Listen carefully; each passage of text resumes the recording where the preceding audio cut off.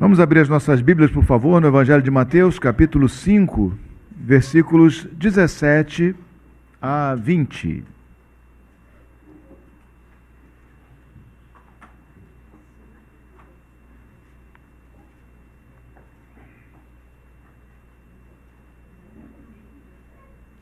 Mateus 5, de 17 a 20. Diz assim a palavra do Senhor: Não penseis que vim revogar a lei ou os profetas. Não vim para revogar, vim para cumprir. Porque em verdade vos digo, até que o céu e a terra passem, nenhum i ou um tio jamais passará da lei, até que tudo se cumpra. Aquele, pois, que violar um destes mandamentos, posto que dos menores, e assim ensinar aos homens, será considerado mínimo no reino dos céus. Aquele, porém, que os observar e ensinar, esse será considerado grande no reino dos céus. Porque vos digo que, se a vossa justiça não excederem muito a dos escribas e fariseus, jamais entrareis no reino dos céus. Amém. Deus Santo, graças te damos, ó Senhor amado, pela tua palavra, que é para nós, ó Deus, uma inesgotável fonte de sabedoria e também, ó Senhor amado, fonte de poder espiritual. Poder, ó Senhor amado, para realizar segundo o teu Espírito, segundo, ó Senhor, o teu querer. Então, Deus Santo, em nome de Jesus, fala conosco por meio da tua palavra nesta manhã. E dá-nos, ó Senhor amado, um coração disposto a escutar, ó Pai, para que de fato, ó Senhor, assim, não só a registremos, ó Senhor amado, pelos nossos ouvidos, não só a registremos, ó Deus, pelos nossos sentidos, mas possamos nos tornar praticantes, ó Pai, daquilo que é referido a nós na tua palavra, ó Deus. Faz essa obra, Pai, que essa pregação, ó Pai amado, que essa palavra, ó Deus, alcance, ó Senhor, o nosso coração de fato. E que seja muito mais do que a voz do pregador, mas a voz do teu Espírito Santo, que ela fale a nós, ó Senhor, em nome de Jesus. Amém. Podemos sentar, irmãos.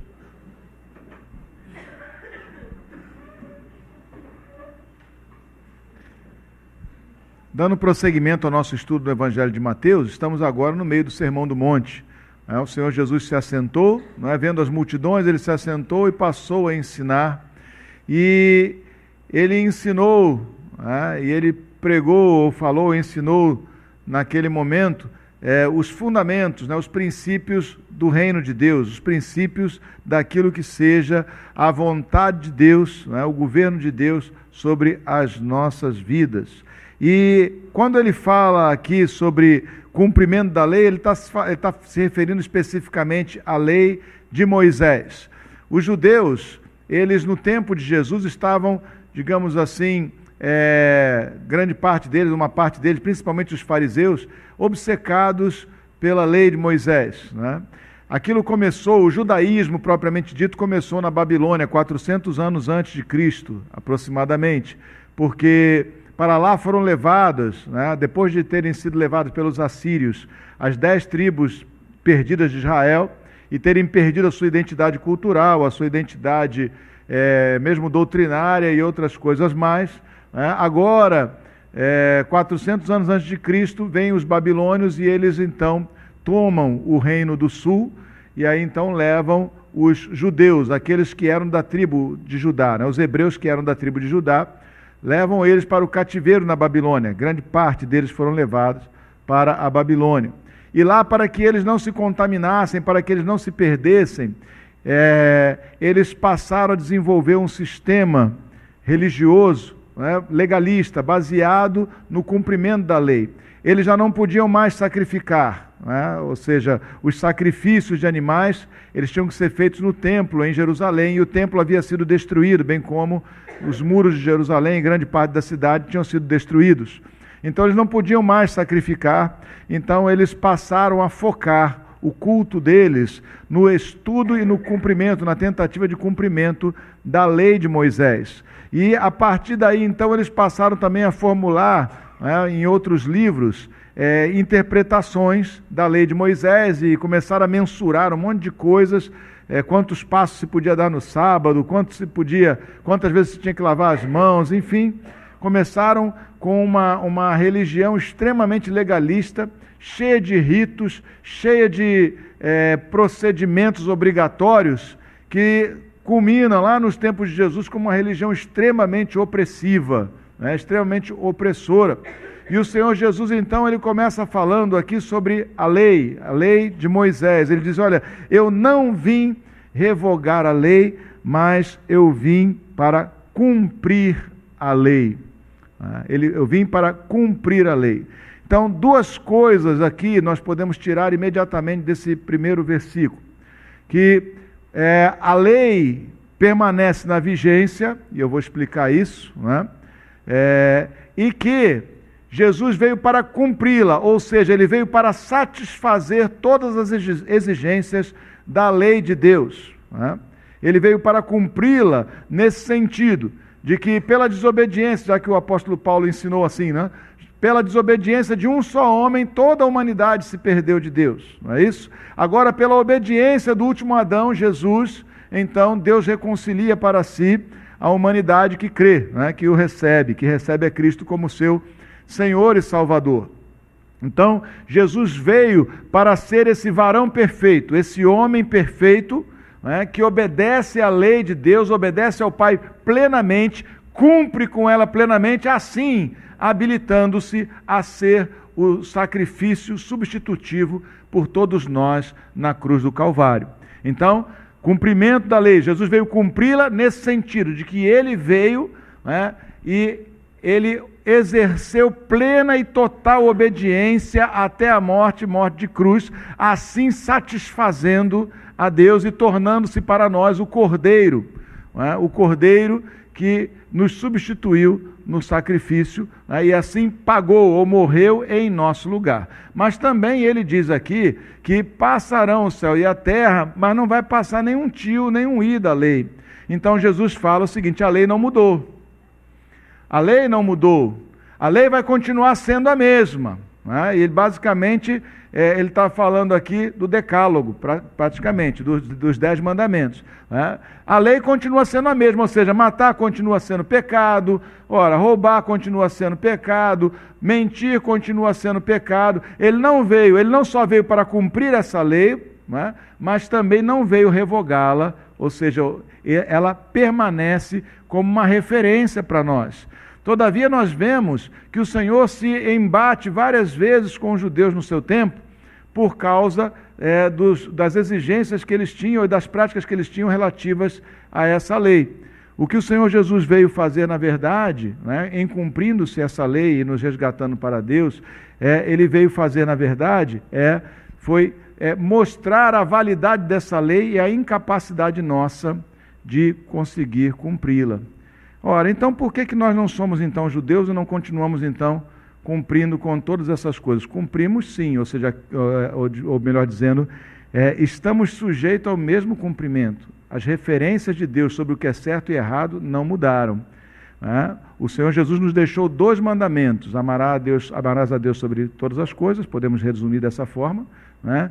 E ao próximo como a ti mesmo. Esses 2 mandamentos, eles satisfazem completamente, plenamente, toda a lei de Deus, né? Então vamos só dar uma olhada aqui em outros versículos bíblicos para a gente poder esclarecer esses pontos de um modo mais claro, né?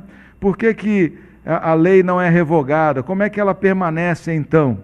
Lá em Atos, capítulo 13, versículo 37. Atos, capítulo 13,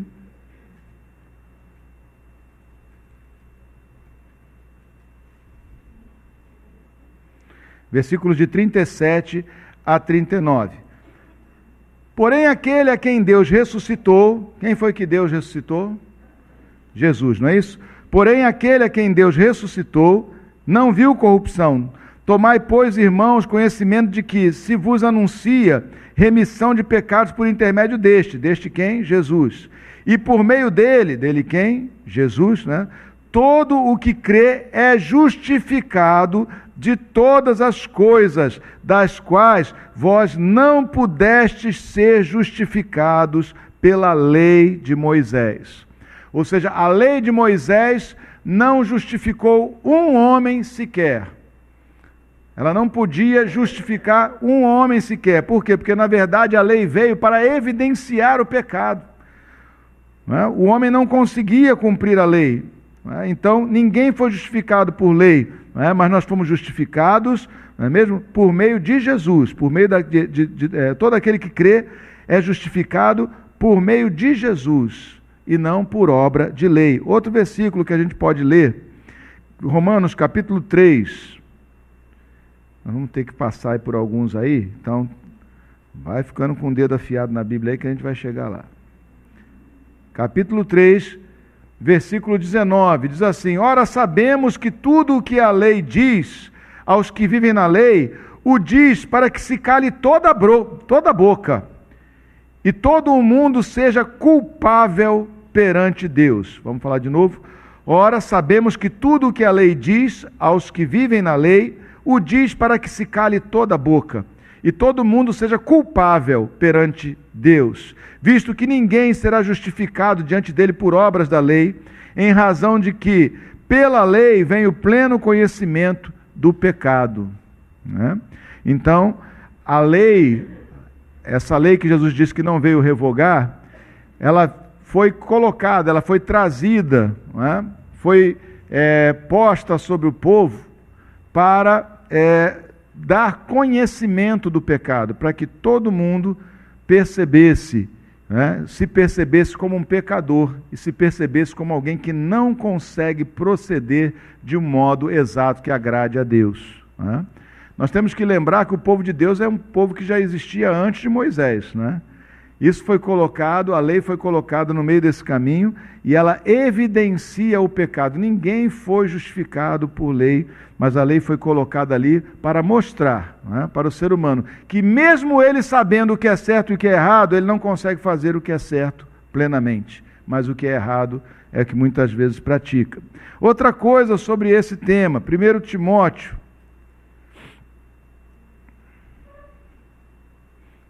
capítulo 1.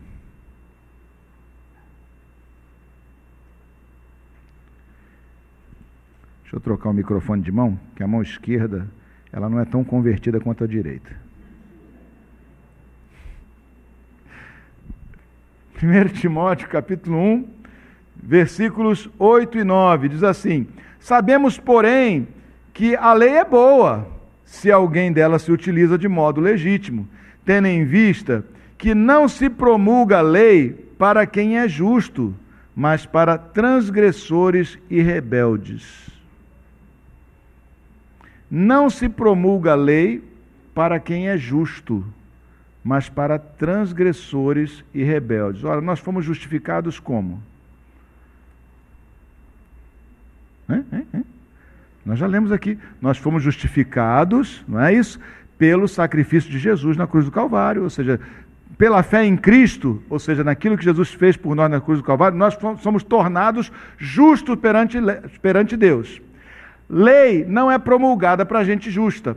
A lei é promulgada para gente transgressora. Ok, Jesus não veio revogar a lei continua, mas os justos não precisam de lei.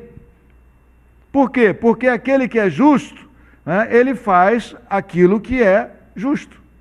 Quem é justificado, foi tornado justo, ele ama fazer aquilo que é justo. Mas você sabe muito bem que você é justo só nos lábios de Deus, Deus é quem disse que você é justo, porque você erra. Mas o que nos ajusta à vontade de Deus, meus irmãos, é a fé, e não as nossas obras, ok? Então, para quem é justo, aquele que nasceu de novo, aquele que é nascido de Deus, ele não precisa de lei, porque a lei de Deus já está no seu coração, é a lei do amor. Ele não vai matar, porque matar contraria a lei do amor, contraria a vontade do Pai. Ele não precisa de lei. Como é que ele não precisa de lei? É porque lei é uma coisa assim. Deixa eu explicar o que significa uma lei. O que é uma lei perfeita? Até mesmo dentro da sociedade humana. Uma lei perfeita, ela tem um texto que diz o que é que está sendo legislado, o que é que está sendo regulamentado, e ela também tem uma punição, uma sanção. Lei sem sanção não é uma lei perfeita. Se você disser, não pode avançar o sinal, mas não puser uma multa, o que vai acontecer com aquele que avança o sinal? Nada. Então por que ele vai obedecer? Né? Então, lei, nesses termos, é para os injustos. É para aquele que é rebelde e desobediente. Os filhos de Deus obedecem mesmo sem punição nenhuma. O que acontece com você quando você fica irritado, né? Se zanga com alguém e de repente fala uma palavra dura, amarga, ou vamos dizer lá que você está naquele seu mau dia, você xingou mesmo, falou aquele negócio, cobras e lagartos. Você vai para o inferno? Olha, Jesus disse que se alguém chamar o seu irmão de tolo, só de chamar de tolo, ó, já é passível de inferno. Mas para o justo não há lei.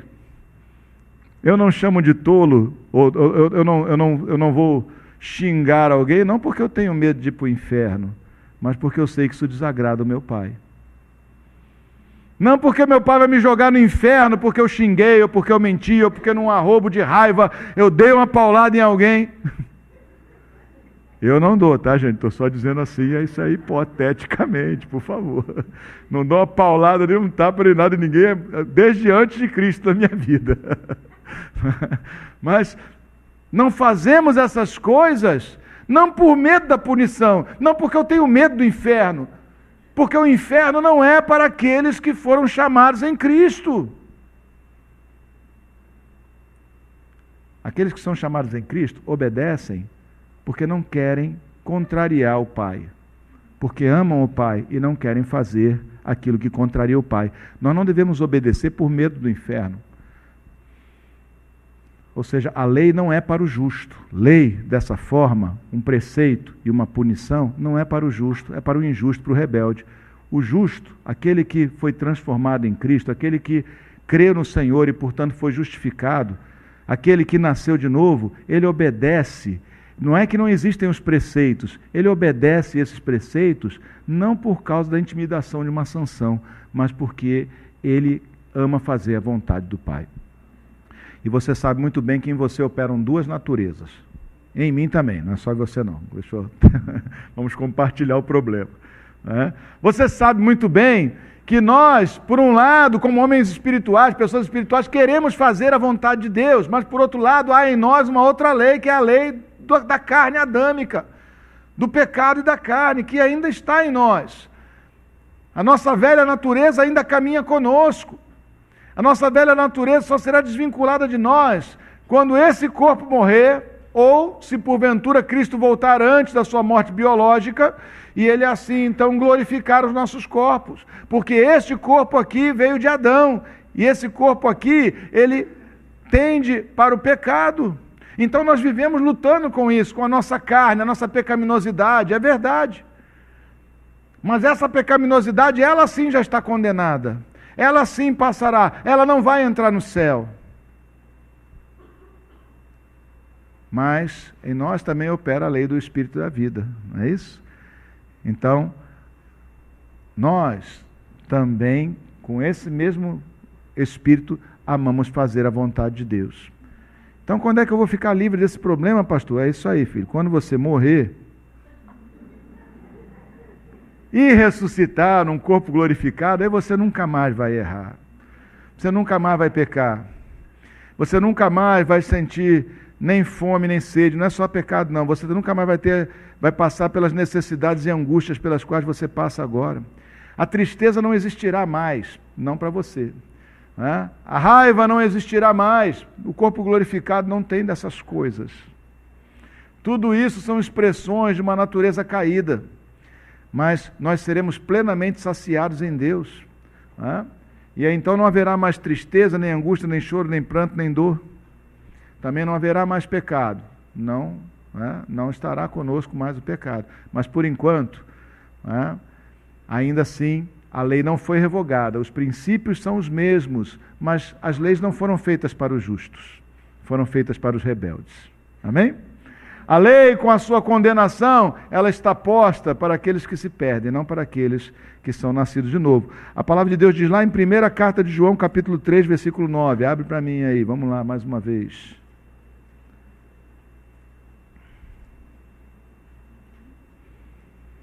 que isso expressa bem, esse versículo expressa muito bem, muito claramente, a condição daquele que nasceu de novo. Diz assim, capítulo 3, versículo 9: todo aquele que é nascido de Deus não vive na prática de pecado, pois o que permanece nele é a divina semente.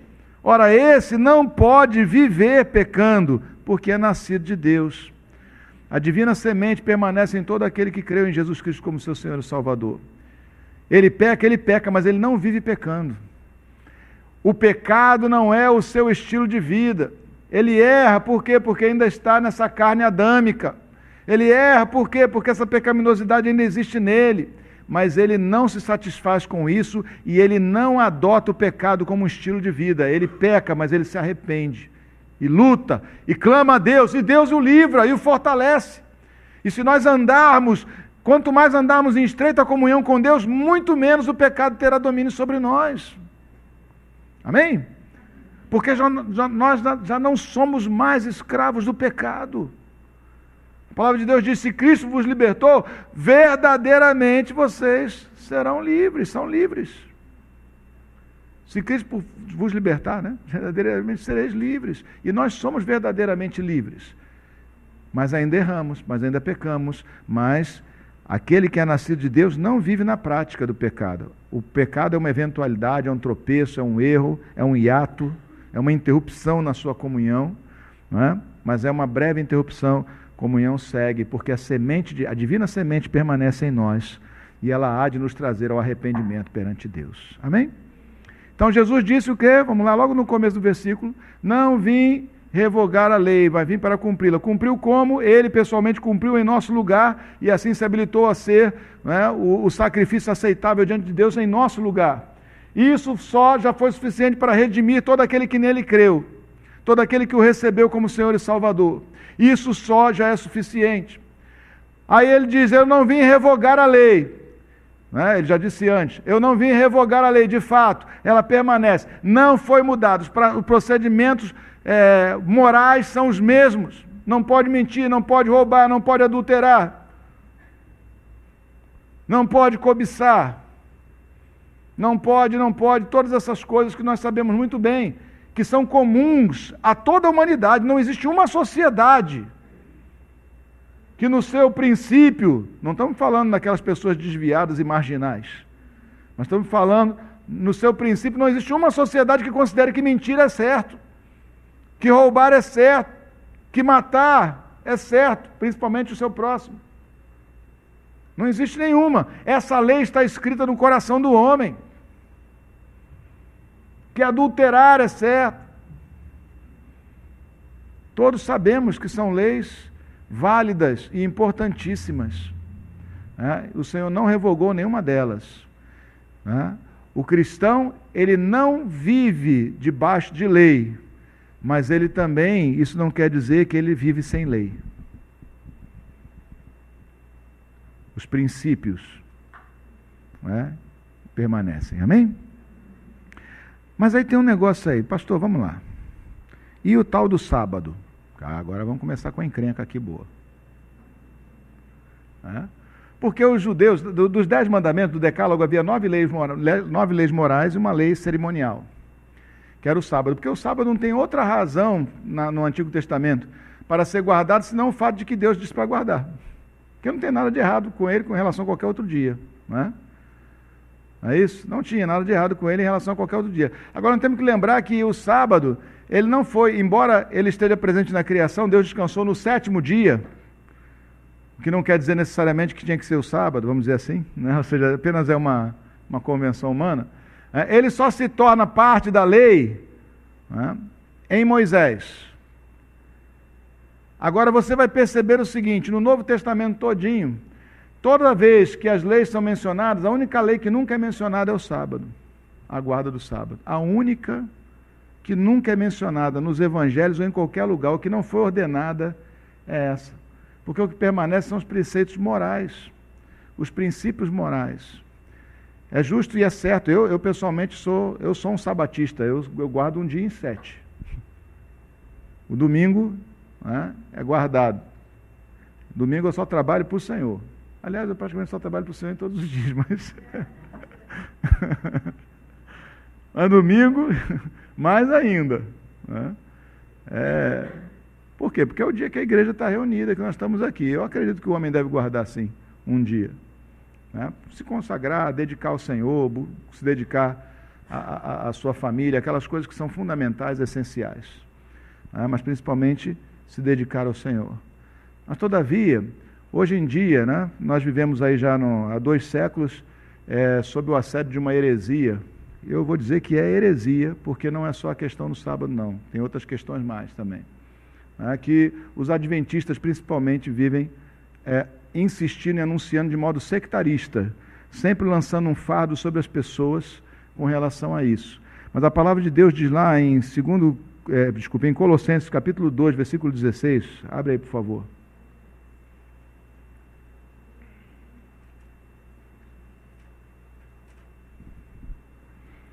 Volto a dizer que a mão direita é mais crente do que a esquerda.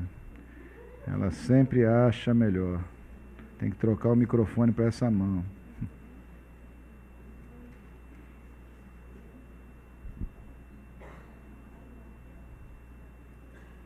Colossenses capítulo 2, versículo 16, diz assim. Capítulo 2.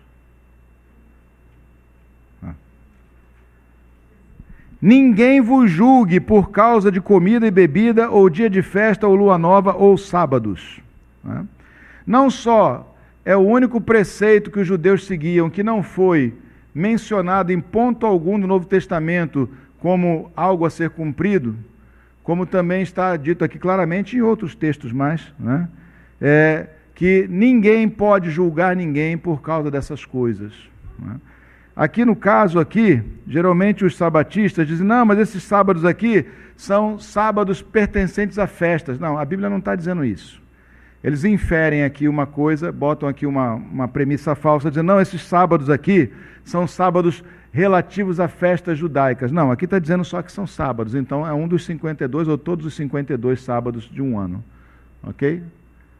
É isso? Porque aqui só está dizendo sábados. A igreja de Jesus Cristo logo cedo começou a guardar o domingo, o primeiro dia da semana. Por quê? Porque foi o dia da ressurreição do Senhor Jesus, em celebração à ressurreição. Eles, primeiramente, se consideravam judeus ainda, mas que tinham recebido Jesus como Messias. Então, por que eles iam para o templo no sábado? Eles iam para o templo no sábado para poder falar do Messias e pregar o Messias. Por que eles entravam nas sinagogas porque era nos sábados? Porque era o único dia que tinha gente lá. E era o dia, então, que eles iam para pregar para os judeus a boa nova da salvação por meio de Jesus Cristo. Né? A inauguração da era messiânica, da era do Messias, do Cristo, né? Até o final dos tempos. Então, esse era o propósito, é por isso que eles estavam lá presentes. Mas sempre que você vai ver a igreja reunida, vai vê-la reunida no primeiro dia da semana, celebrando a comunhão, a Eucaristia, vamos lá, já que eu já usei hoje, no primeiro dia da semana, entendeu? Então isso se tornou prática. Nenhuma dessas regras cerimoniais, elas devem ser para nós algum motivo de preocupação. Ninguém deve condenar ninguém por comida. Já viu? Também tem uns irmãos que são uma bênção, né? Não pode comer, sei lá o que, ao molho pardo. Não coma, porque é nojento. Só isso. É muito nojento. Desculpa. Se você gosta, desculpa. Assim, eu acho nojento. Né? Mas não é pecado, gente. Porque não é o que entra pela boca do homem.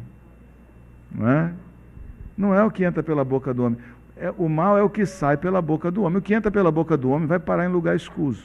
É o que diz a própria Bíblia. Não sou eu que estou dizendo, não. Entendeu? Vai parar nos tubos sujos da SEDAI. Os outros, aquele outro. Entendeu? E é só isso. Mas tem um monte de gente por aí que fica botando um monte de regra nas coisas. Não pode comer isso, assim, não pode.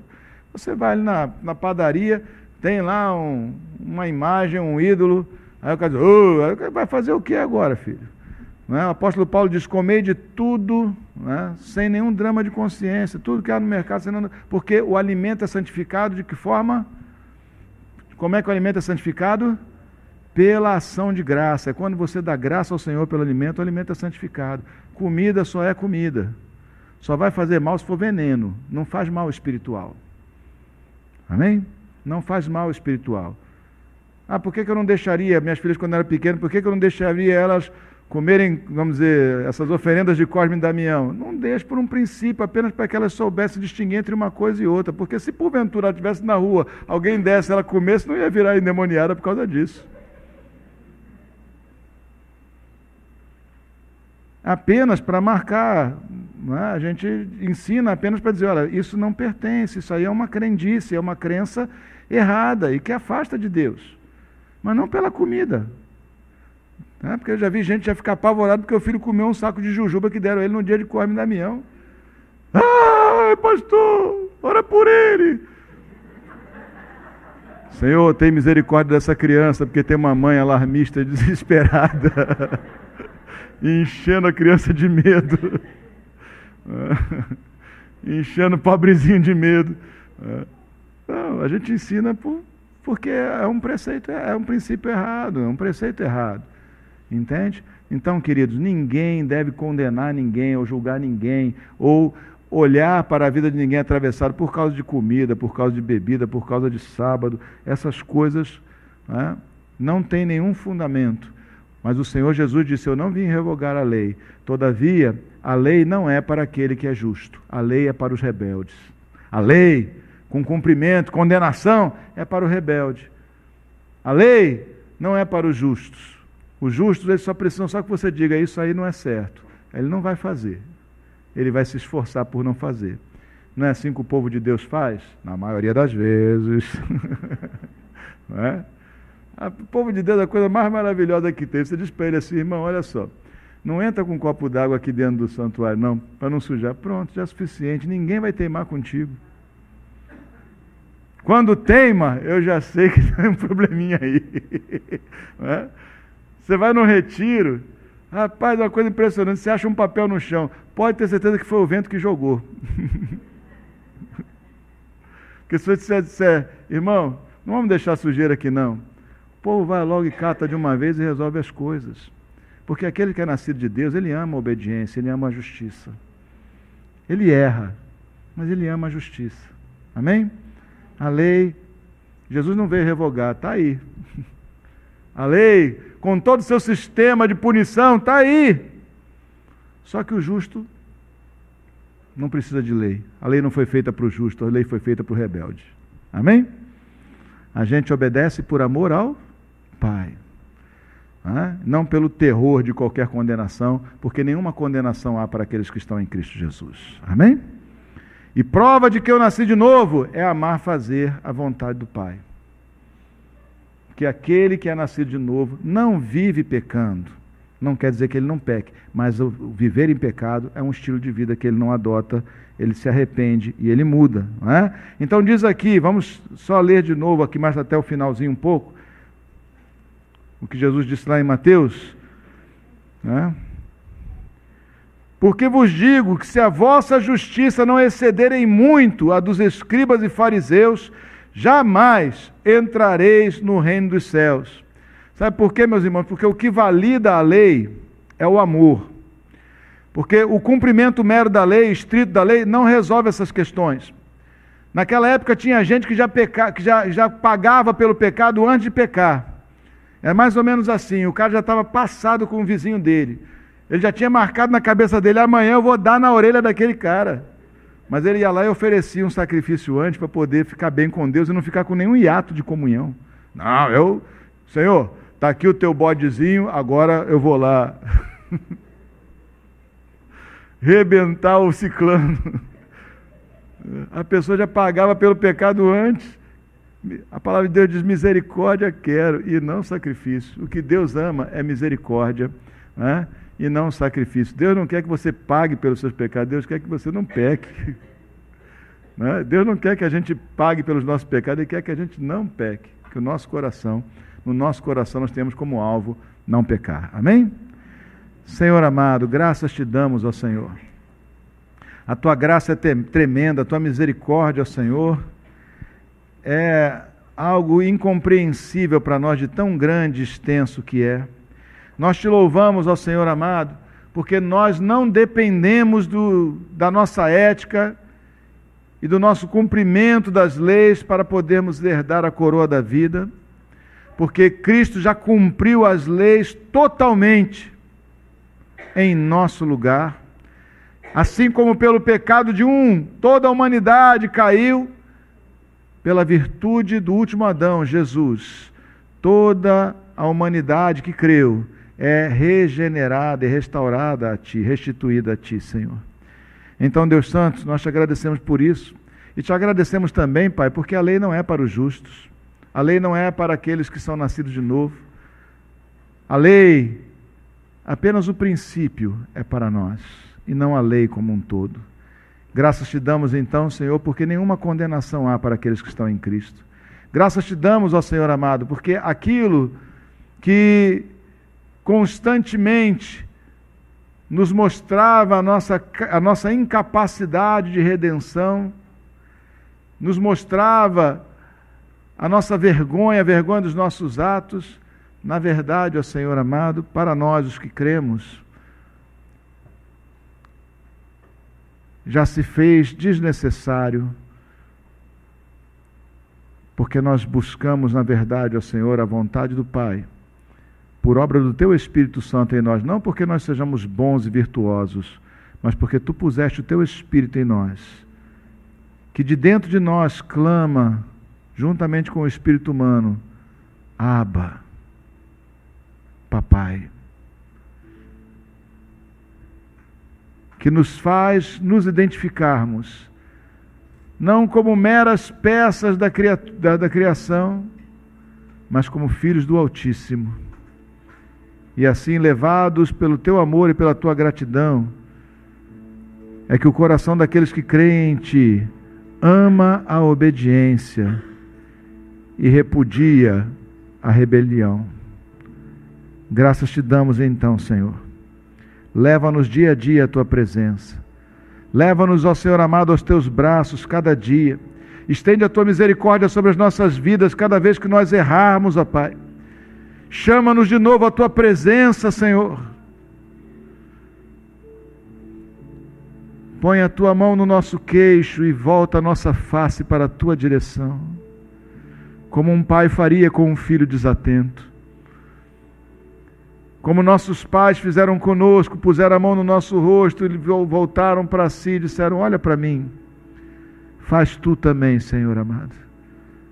Põe Teus dedos no nosso queixo, Pai, e desvia o nosso rosto na Tua direção, Senhor, para que, atentando para Ti, andemos segundo o Teu caminho, segundo aquilo que Tu queres, ó Deus.